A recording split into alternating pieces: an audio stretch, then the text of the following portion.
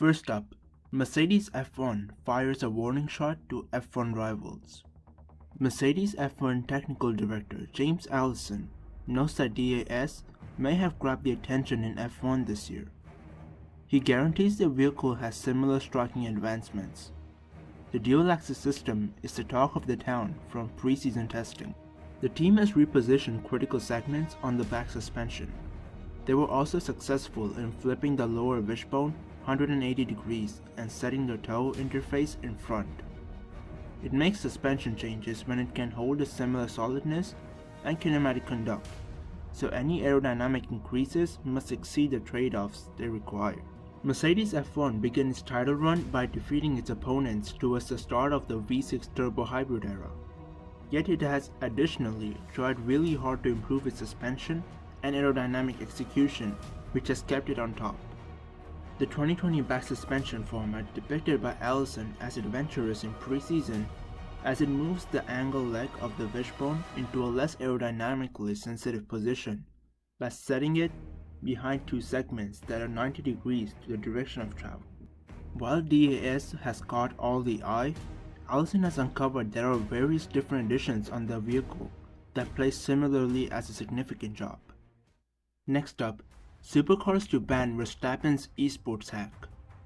Verstappen, who has been favoring on the iRacing platform as opposed to Formula One's official Virtual Grand Prix series, recently made his Supercars debut and immediately found an exploit that other drivers have since been using themselves. The Dutchman was able to find a chunk of time during the pit stops by not letting his speed fall down low enough to be logged by the computer. Instead, he kept his speed just above the threshold of when the pit limiter would automatically kick in. The trick allowed him to get the jump on his teammate, and now other drivers have latched onto it.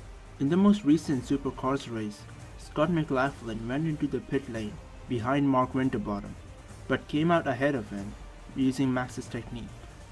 Earlier on in the race, McLaughlin's engineer Richard Harris told him to use his trick in the pit lane. As a result, Supercars organizers are set to outlaw the trick completely and introduce a mandatory speed in the pit lane. Next, FIA Rule tweak could stop Ferrari blocking lower budget cap.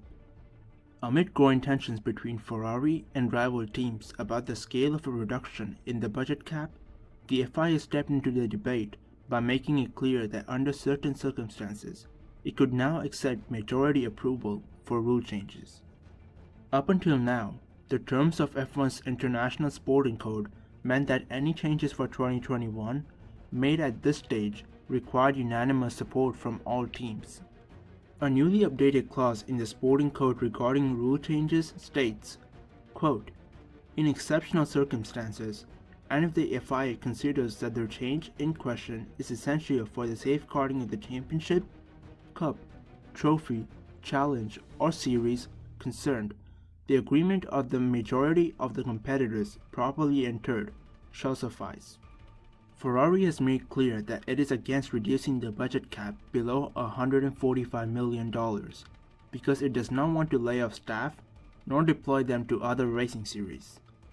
However, its stance has been attacked by rival team McLaren, which fears that if swift action is not taken to cut the budget cap to as low as $100 million, it risks the future of a number of teams. Lastly, Norris getting ready for F1 return body shock. Driving a Formula One car is an intensely physical activity that requires the drivers to be at the peak of their fitness, but Lando Norris says no amount of training can really prepare the body for the shock of getting back in the car when racing does resume. On an Instagram live video chat with F1's Will Buxton, Norris explained what he's been doing during lockdown to try to keep himself fit, but said when the season does kick off, it's still going to be tough on all the drivers when they get back in their cars for the first time. Lando said, quote, "I've been focusing on the things I can focus on, which is my training. Physically, trying to keep that up from preseason testing, especially because when you go back into driving, it's going to be a shock for the body. The body changes and gets used to driving a car. You can do all the training you want at home with the neck exercises, but the movement when you jump in a Formula 1 car, you can't replicate identically in training.